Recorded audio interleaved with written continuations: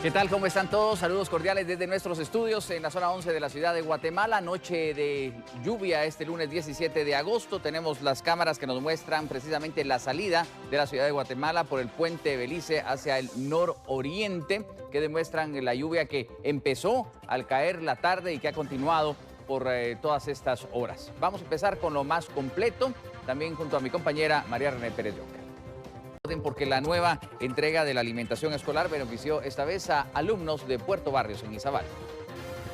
Nuestras más muestras de respaldo y apoyo por estos programas que se están realizando. Pero el programa de alimentación de nuestros niños y niñas está llegando. Y quien diga que no está llegando está falseando la verdad. Están llegando las guías didácticas. Está llegando el poco gel que ha conseguido la ministra a través de aportaciones y donaciones a nivel nacional.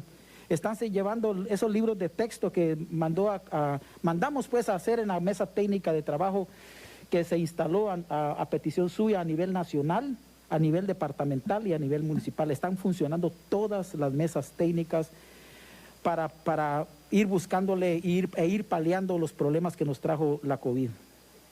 El presidente y la ministra conocen ese pacto colectivo donde no habla solamente de cuestiones económicas y salariales. Hablamos de esto que estamos hablando el día de hoy, de la alimentación, de los útiles escolares, de los libros de texto, de guías autodidácticas, ahora de sanitización. Estamos hablando de agua entubada o potable, estamos hablando de energía eléctrica o energía solar o no sé qué clase de energías para que esa reforma educativa de la que habla el presidente de la República, la ministra de Educación y nosotros en la mesa técnica, esa reforma educativa traiga consigo también la tecnología para todas y todos y poder tener la capacidad de llegar a las comunidades más lejanas que ahorita no podemos llegar con esa tecnología.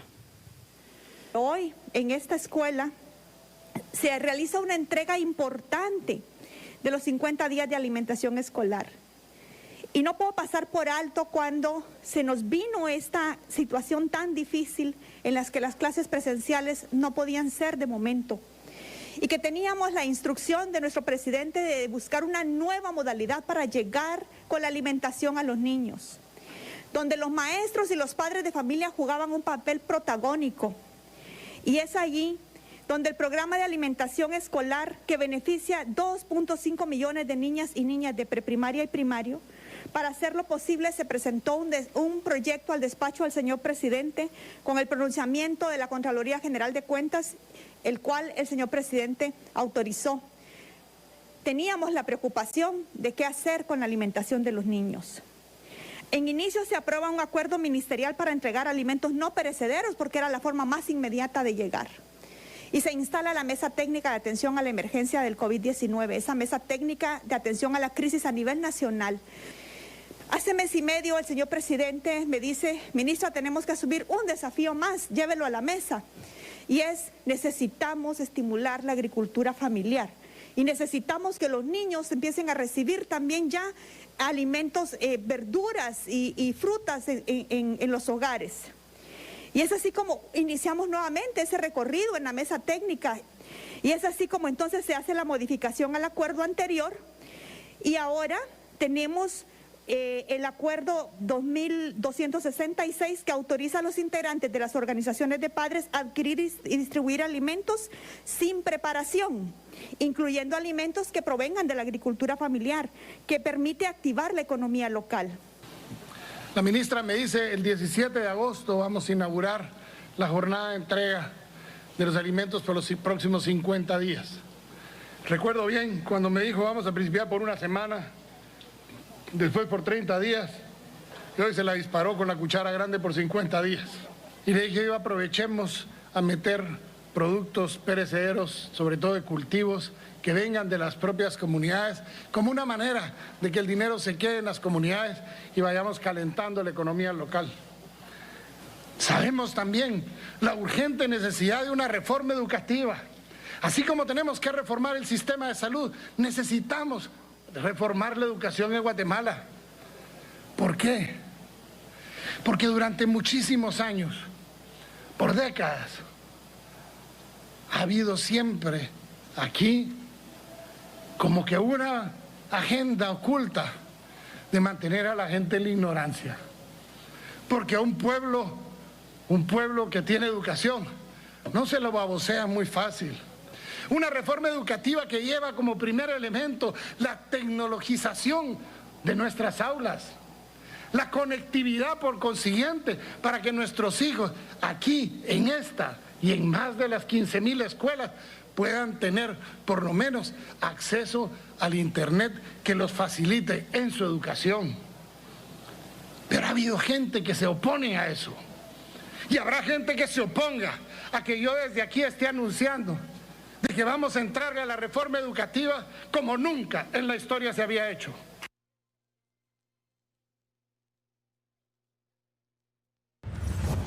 Colombia logra la muerte de jóvenes que disfrutaban de una fiesta en la playa.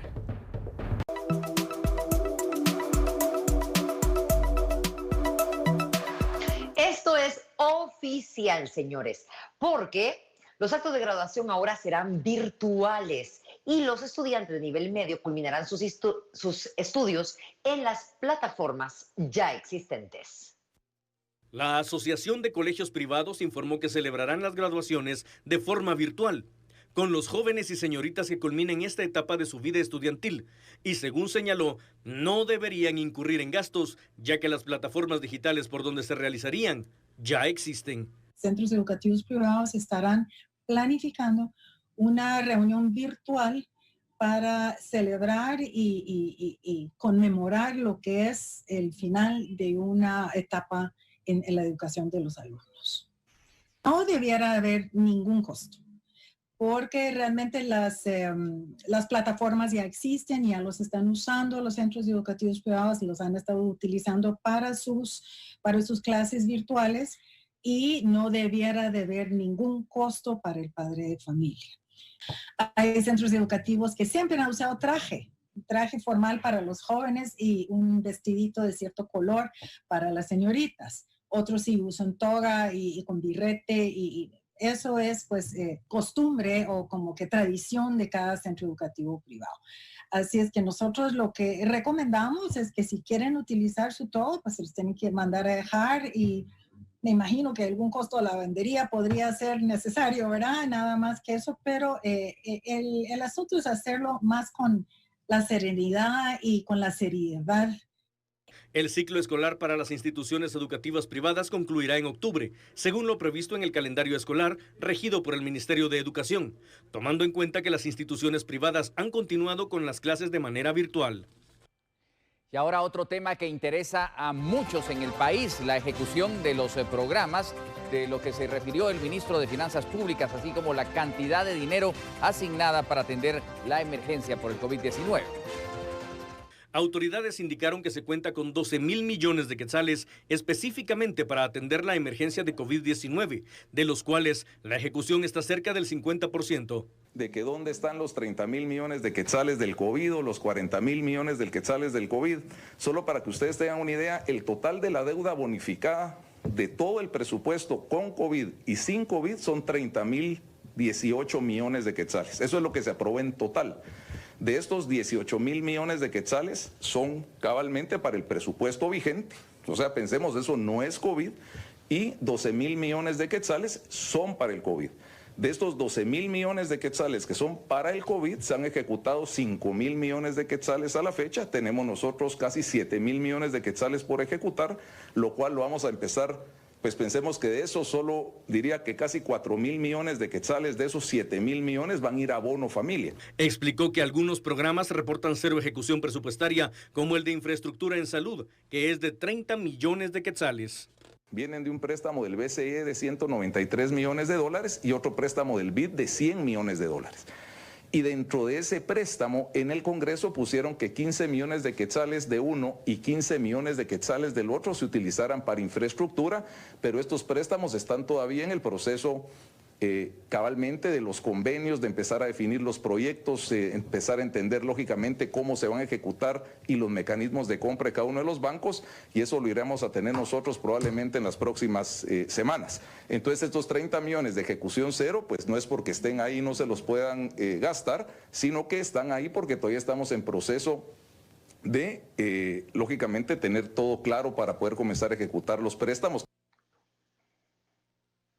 El monto correspondiente al pago del tercer bono familia aún no se define. Sin embargo, se cree que este podría ser inferior a los 1.000 quetzales. La cantidad que cada familia recibirá en la tercera entrega dependerá de las readecuaciones presupuestarias y de los cambios que continúe haciendo el Congreso al bono familia. El presidente de la República, Alejandro Yamatei, señaló que identificaron más de 720 millones de quetzales que podrán ser redireccionados a este programa para cubrir a los más de 2 millones de familias. Va a depender de las modificaciones que le hagan, si le siguen haciendo, el Congreso de la República. El Congreso de la República, nosotros le presentamos una necesidad de 6.000 millones de quetzales para 2 millones de familias que utilizaban menos de eran 300 kilovatios hora por mes. Después fueron haciéndole cambios a la ley y esa base de datos, se amplió. Con el ministro de Finanzas estamos haciendo esfuerzos y hemos hecho ya reprogramaciones de algunos de los fondos que hemos visto nosotros que no se van a gastar y que podemos redireccionarlos para tratar de cubrir el tercer bono lo más cercano a los 1.000 quetzales posible. ¿De cuánto va a ser? Va a depender de si se logra llegar a los 2.8 millones, de qué es lo que creemos nosotros que podría estar previsto con los últimos cambios que se le introdujeron. El programa Bono Familia fue creado para beneficiar con 1.000 quetzales al mes a 2 millones de familias. Sin embargo, el padrón ha incrementado a 2.6 millones de núcleos familiares. Vamos con más noticias. El presidente de la República se refirió a un préstamo de contingencia con el Fondo Monetario Internacional. Recientemente, el Fondo Monetario Internacional aprobó un préstamo de contingencia de 594 millones de quetzales para Guatemala. En ese sentido, las autoridades indicaron que los fondos serán utilizados dependiendo de cómo avance el proceso de reactivación económica del país en el 2021. Hasta el momento, la iniciativa de aprobación de endeudamiento aún no ha sido trasladada al Congreso de la República. El del Fondo Monetario es un préstamo de contingencia que el Fondo Monetario le dio a todos los países, a Guatemala le está dando. No lo estamos metiendo al Congreso de la República todavía, o sea, no lo estamos metiendo para pedirlo. Es un préstamo que se le pidió la autorización a la Junta Monetaria, dependiendo de cómo vayamos en la reactivación económica de cara al año entrante, se pasaría o no al Congreso de la República. En este momento no se ha pasado al Congreso de la República, porque en este momento consideramos que no es el momento. El mandatario añadió que se encuentran preparando un paquete de iniciativas de ley de reactivación económica para el próximo año. Que reactiven la economía y la inversión de la economía con cara al próximo año con el tema del, Dios dame la palabra, con el tema del presupuesto, con el tema del presupuesto. De esa cuenta hay un préstamo, por ejemplo, que es un préstamo de desembolso inmediato, un fast track de 20 millones de dólares, que es solo en caso de ser necesario. El programa de Crecer Sano, que se le está pidiendo 20 millones, que son donde estamos trasladándolo para la reactivación económica. Gracias, María René. Yo les digo buenas noches con esta visual impresionante allá en Chimaltenango de los volcanes Acatenango y Fuego que nos mandó Alberto Palma. Muchas gracias por enviar esta bellísima foto de nuestra Guatemala, con lo cual en el Día de la Bandera le decimos buenas noches, hasta mañana, sigan mandando sus fotografías.